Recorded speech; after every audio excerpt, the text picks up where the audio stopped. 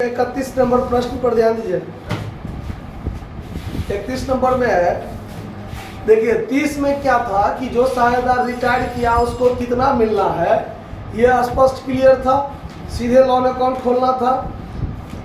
इसमें आपको जो साझेदार रिटायर्ड हुआ उसका टोटल हिस्सा क्या होगा ये भी आपको निर्धारण करना है, जो उसके पूंजी खाता के माध्यम से करेंगे और फिर लोन अकाउंट बनाएंगे और उसको पेमेंट कैसे करना है वो भी दिखाना है। देखिए क्या है कि PQR साझेदार है जो लाभ हानि को 1/2, 1/3, 1/6 के अनुपात में बांटते हैं। 31 मार्च 2019 को P फर्म से क्या करता है, अवकाश ग्रहण करता है और उस तिथि को निम्न शेष पाए गए थे। क्या सब? तो P का पूंजी था 40,000, क्लियर। पुनर्मूल्यांकन पर हानि 8400, तो ये 8400 उसी का नहीं है, पूरे फर्म में जो हानि हुआ है रिवैल्यूएशन पर उसमें उसका हिस्सा क्या होगा वो देखना है। यहाँ ये तो नहीं लिखा गया है कि रिवैल्यूएशन में उसका हिस्सा इतना, जनरल रिजर्व में उसका हिस्सा इतना, ऐसा तो नहीं है। तो ये पूरे फर्म का होगा, यानी सभी साझेदार का होगा। फिर दिया हुआ है कि रिवैल्यूएशन पर हानि दिया हुआ है 8400, जनरल रिजर्व 4500 और फर्म के ख्याति का मूल्य 6000। तो जो रिटायर्ड हुआ उसका हिस्सा कितना और वो जो उसको मिलेगा वो देगा बचा हुआ साझेदार। किस अनुपात में? गेनिंग रेशियो में। तो इसके लिए गेनिंग रेशियो भी चाहिए हमको, और नया अनुपात कुछ है नहीं। फिर कहता है कि P को 11,050 रुपया अवकाश ग्रहण करने पर और शेष राशि 3 समान किस्त में अदत्त शेष पर 5% ब्याज सहित दिया जाना है। तो सबसे पहले यह देखना पड़ेगा कि उसको मिलने वाला राशि होगा कितना, ठीक है। तो देखिए यहाँ पर सबसे पहले काम करना है कि ओल्ड रेशियो ऑफ PQR 1/2, 1/6, 1/3 ना, क्या है 1/2, 1/3 और 1/6। अब इसको सही कीजिए तो LCM 6, यहाँ 3, 2, 1, यानी अनुपात क्या हुआ 3, 2, 1। अब देखिए अब रिटायर्ड किया है कौन? P। तो P is retiring partner, P is retiring partner और उसका हिस्सा है 3/6। Total goodwill of the firm 6000 है। तो इसमें P का हिस्सा कितना हो जाएगा? P शेयर हो जाएगा 6000 गुने 3/6 मतलब 3000, और 3000 उसको देगा कौन? Q और R। किस अनुपात में? तो 2:1 में, यानी 2:1 में P रिटायर कर गया और जो बचा हुआ है 2:1 वही नया भी हो जाता है और वही गेनिंग भी हो जाता है। तो यहाँ पर आपको gaining ratio of Q and R बराबर 2:1 हो जाएगा। तो Q शेयर कितना हो जाएगा? 3000 गुने 2/3 मतलब 2000, और R शेयर हो जाएगा 3000 गुने 1/3 1000। बात खत्म। अब हमको करना है रिवैल्यूएशन अकाउंट, तो बनाना नहीं है, सीधे बनाना है पार्टनर्स कैपिटल, क्योंकि रिवैल्यूएशन पर कितना लॉस है ये तो क्लियर है। तो चलिए उसके बाद हम सीधे बनाएंगे जो रिटायर किया है P, the P's capital account.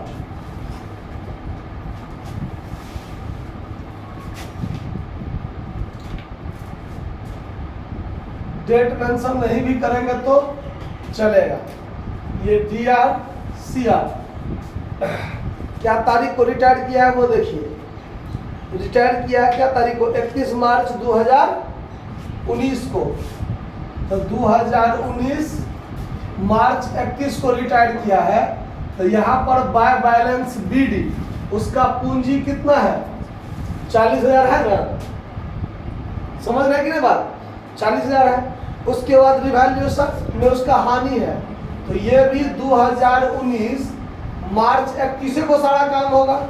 तो टू रिवैल्यूएशन अकाउंट लॉस, तो लॉस है कितना? 8400। तो 8400 का 3/6 भाग, मतलब 6 रुपया में 3 रुपया तो ठीक है सर, मतलब आधा आधी। तो 8400 में आधा 4200, इसी का लॉस होगा। ठीक है।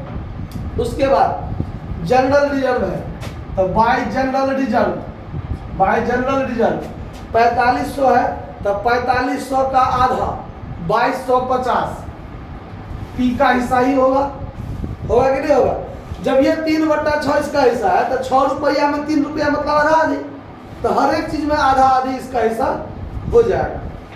उसके बाद फर्म का गुडविल में उसका हिस्सा 3000 है, तो इसको देगा कौन, तो क्यूज कैपिटल देगा, आर कैपिटल देगा। इसी के माध्यम से ना उसको मिलेगा 2000 ही देगा, 1000 ही देगा। हो गया। और तो कुछ भी चीज नहीं बचा इसमें, नहीं बचा। अब देखिए इसका जोड़ के हो गया 40 और 2 42, 42 2 44, 44 1 45, 45,200, 45,250, 45,250। इसमें 4200 हट जाएगा, तो 4200 हट जाएगा तो कितना बचेगा, 41,050, जो इसके लोन अकाउंट में ट्रांसफर हो जाएगा। तो to P's loan account, P's loan account same date में। अब हम पीज लोन अकाउंट बनाएंगे। देखिए पीज लोन अकाउंट, हम यहाँ पर एक तरह से ऐसे भी काम कर सकते थे। यहाँ पर टू कैश अकाउंट, जैसे इसमें दिया हुआ है ना कि 11,050, उसको उसी तारीख को दे दिया गया जब वो अवकाश किया, तो 11,050 टू कैश अकाउंट करके यहाँ भी हम घटा सकते हैं, लेकिन हम टोटल का टोटल उसके लोन अकाउंट में लेके चले गए और वहीं पर जाकर उसको हम क्या करेंगे, पेमेंट। दोनों तरीका कर सकते हैं आप, इसके लिए कोई प्रतिबंध नहीं है कि आप यहाँ नहीं कर सकते, वही कीजिए। 11,050 देना है, अब चाहे हम यहाँ उसको दे दें चाहे यहाँ दे दें, कोई फर्क नहीं पड़ेगा। ठीक है। पीज लोन अकाउंट जब हम बनाएंगे तो कैसे, देखिए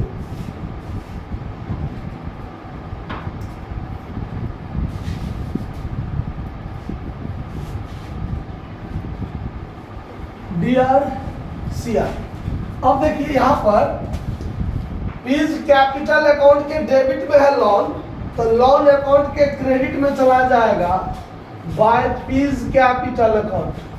ये बात ध्यान रखना है, क्रॉस पोस्टिंग होता है। पीज कैपिटल के डेबिट में लोन, तो लोन के क्रेडिट में पीज कैपिटल, मतलब नाम भी उल्टा और साइड भी उल्टा। पीज कैपिटल में लोन है तो लोन में है पीज कैपिटल, इसके है डेबिट में तो उसके क्रेडिट में है ना, है कि नहीं है। बस ये बात ध्यान रखना है, क्रॉस पोस्टिंग होगा इसका, नाम भी उल्टा और साइड भी उल्टा हो जाएगा। 2019 मार्च 31 को क्या करेंगे, ये रिटायर्ड हुआ है, उस तारीख को 41,050 रुपया उसका है। 2019 मार्च 31 को ही उसको क्या किया गया, तो 11,050 रुपया पेमेंट कर दिया गया। तो यहाँ पर टू कैश अकाउंट 11,050 दे दिया गया, और इस तारीख को, चूंकि ये साल का अंतिम दिन है, तो इस तारीख को हम खाता क्लोज कर देंगे। पहले खाता क्लोज कर देंगे तो 41,050 और यहाँ पर 30,000 रुपया टू बैलेंस सीडिंग हो जाएगा सेम डेट में। और फिर 2019 को ही अप्रैल 1 को बाय बैलेंस बीडी कर लेंगे, कितना, 30,000। अब ये अगला साल, जब 2019 मार्च 31 को खत्म हो गया, अब मार्च खत्म हो गया 31 को, तो अब 1 अप्रैल 2019 से अगला साल शुरू होगा, और 2020 मार्च 31 को खत्म होगा, तब ना पूरे 1 साल का उसको ब्याज मिलेगा। है बात समझ में। तो इसीलिए उस तारीख को हम खाता क्लोज करके आगे बढ़ा लिए। 2019 अप्रैल 1 को बीडी कर लिए 30,000।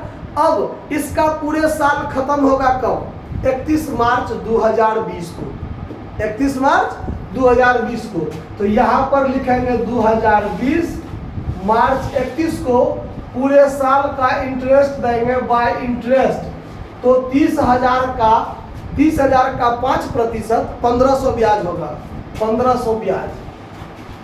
और 2020 मार्च 31 को जब हम इसको पेमेंट करेंगे तो कितना, तो लोन था 30,000, तो 30,000 का 3 बराबर किस्त 10,000 का, तो 10,000 का एगो किस्त अब 1500 का ब्याज, तो दोनों मिलाकर 11,500 पेमेंट करेंगे। तो यहाँ पर लिखेंगे 10,000 अब प्लस 1500 11,500 पेमेंट करेंगे। और जब इसी तारीख को हम ये खाता क्लोज करेंगे 31,500 और ये घट जाएगा तो 20,000 to balance CD same date में। फिर 2020 मार्च 31 तो खत्म हो गया, अप्रैल 1 यहाँ कर देंगे बाय बैलेंस BD 20,000 रुपया। फिर अब 2020 अप्रैल 1 को शुरू हुआ तो मार्च 31 2021 को खत्म होगा पूरे साल। जब वित्तीय वर्ष लेता है तो 2 साल को टच करता है, 20, 21, 21, 22, 23 इस टाइप से काम करता है ना, ध्यान रखना है सब आपको। तो 2021 मार्च 31 को फिर लगाएंगे बाय इंटरेस्ट अकाउंट, तो 20,000 का 10% कितना 2,000,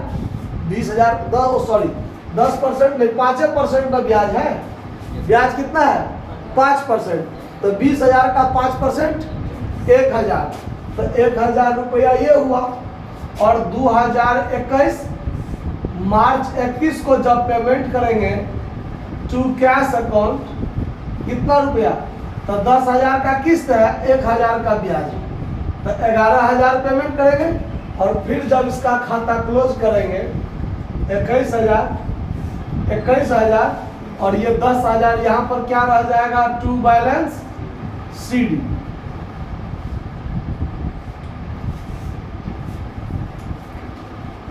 दो 2021 अप्रैल 1 बाय बैलेंस BD कितना रुपया 10,000। फिर 2022 मार्च 31 को जब साल खत्म होगा तो बाय इंटरेस्ट अकाउंट कितना हो जाएगा 10,000 का 5% 500। अब फिर उसको पेमेंट करेंगे 2022 मार्च 31 को टू कैश अकाउंट कितना, तो 10,000 का किस्त अब प्लस 500 ब्याज 10,500। ये खाता बराबर हो गया, चूंकि अंतिम साल था तो ये बराबर तो होना ही था, क्योंकि अब तो उसका लोन रहा नहीं जो CD BD होगा, ये फाइनल पेमेंट है उसके तीसरे साल के अंत में। तो बात खत्म, समझ में कहीं कोई दिक्कत नहीं हुआ है, नोट कर लीजिए।